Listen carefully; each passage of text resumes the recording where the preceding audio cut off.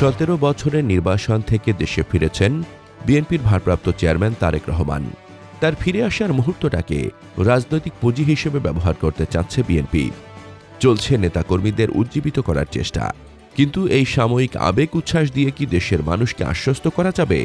চাঁদাবাজি, সহিংসতা, অপরাধের যে সয়লাব বিএনপি তৃণমূলে চলছে, তার পরিবর্তন না হলে কি কেবল সংবর্ধনা শোডাউনে আশ্বস্ত হবে দেশের মানুষ? সুসময় নয়, বিশ্লেষকরা বলছেন। তারেক রহমানের সামনে আসলে এখন চ্যালেঞ্জের পাহাড়। শুরুটা করা যাক ব্যক্তিগত চ্যালেঞ্জ দিয়ে। 2007 সাল, দেশ চালাচ্ছে তখন সেনা সমর্থিত সরকার। তখন থেকেই দুর্নীতির নানা অভিযোগের পাহাড় জমতে থাকে তারেক রহমানের বিরুদ্ধে।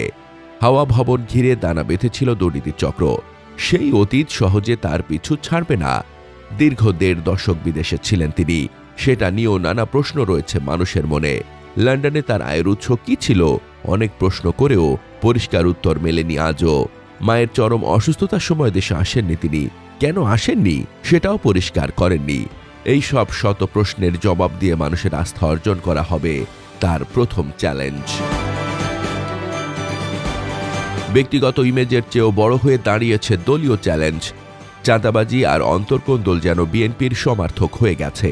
গত 1.5 বছরে নিজেদের মারামারি সহিংসতায় প্রাণ হারিয়েছে 1.5 শতাধিক মানুষ।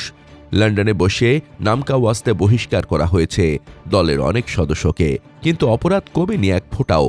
মিডিয়া ঠান্ডা হলে আবার দলে ফিরিয়েও নেওয়া হয়েছে বহিষ্কৃত অনেককে। স্বার্থকে ঘিরে দলের মধ্যে বিভেদ বেড়ে গেছে অনেক। মনোনয়ন বঞ্চিতরা শতাধিক আসনে স্বতন্ত্র নির্বাচনের ঘোষণা দিয়েছেন। দলের ভোটাররা ভাগ হয়ে গেছে 2-3 কিংবা আরো বেশি ভাগে। তারেক রহমানের সামনে রয়েছে আরেক বড় চ্যালেঞ্জ, রাজনৈতিক চ্যালেঞ্জ। দেশের রাজনীতি এখন বদলে গেছে। 17 বছর আগের বাংলাদেশ আর 2025-এর বাংলাদেশ এক নয়। জুলাই বিপ্লব বাংলাদেশের মানুষের ভাবনার জগৎ বদলে দিয়েছে। মুক্তিযুদ্ধের ভারতীয় বয়ান আর ইসলাম বিদ্বেষের পুরনো রাজনীতি প্রত্যাখ্যান করেছে মানুষ। এখন মুক্তিযুদ্ধের সত্যিকার বাংলাদেশপন্থী বয়ান শুনতে চায় জনগণ। ইসলামকে দেখতে চায় মর্যাদার জায়গায়।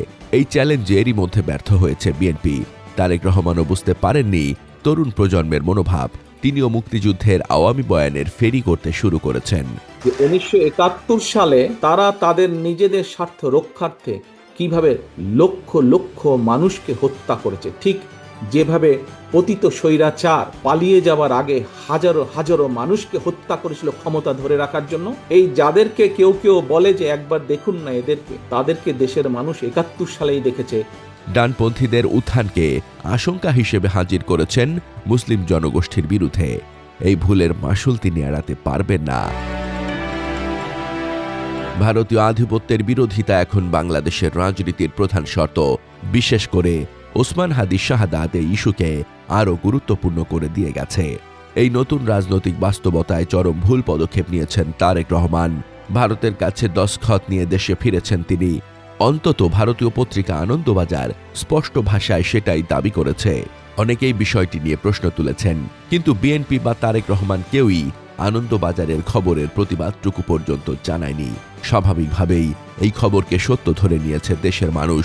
বিশ্লেষকরা বলছেন, এই একটি ইস্যুই তারেক রহমানের জন্য কাল হয়ে দাঁড়াতে পারে। বিশ্লেষকরা বলছেন, তারেক রহমানের সামনে এখন বহুমুখী চ্যালেঞ্জ। একই সাথে তাকে লড়তে হবে হাওয়া ভবনের পুরনো ইমেজের বিরুদ্ধে, ফেরাতে হবে দলের অভ্যন্তরীণ শৃঙ্খলা, আবার দেশের মানুষকে আশ্বস্ত করতে হবে ক্ষমতা এলে অতীতের ভুলগুলোর পুনরাবৃত্তি হবে না। যদিও তৃণমূলে বিএনপি নেতাকর্মীদের যে কর্মকাণ্ড, তাতে মানুষের হতাশাই বরং প্রতিদিন বাড়ছে।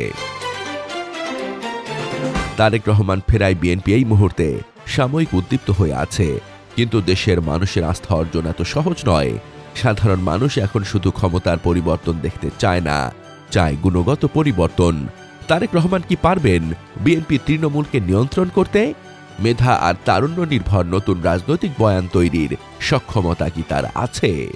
ভারতের আধিপত্যের বিরুদ্ধে দাঁড়িয়ে দেশের স্বার্থ রক্ষার রাজনৈতিক সৎ সাহস কি দেখাতে পারবেন তিনি বা তার দল?